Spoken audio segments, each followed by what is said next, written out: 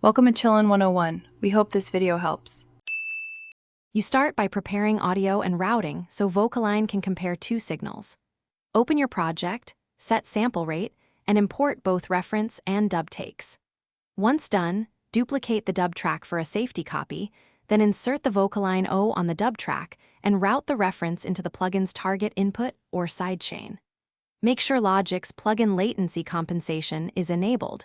This ensures timing analysis reads correctly. Now you're ready to capture the reference and alignment material. With routing in place, focus on configuration. Select the section to analyze and trim silence to speed processing. You'll choose an accuracy versus naturalness balance. Higher accuracy forces stricter timing, lower keeps expressiveness.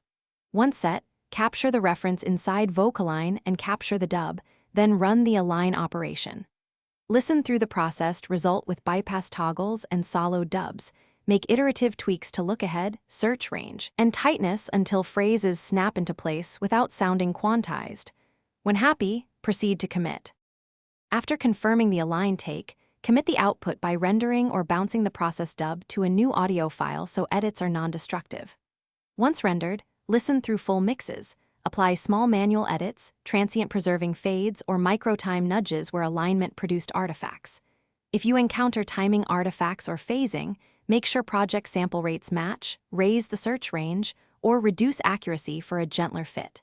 Finally, freeze or consolidate the track to lock timing and free CPU, and keep your original duplicate for rollback. Thanks for watching. Consider subscribing if we helped you.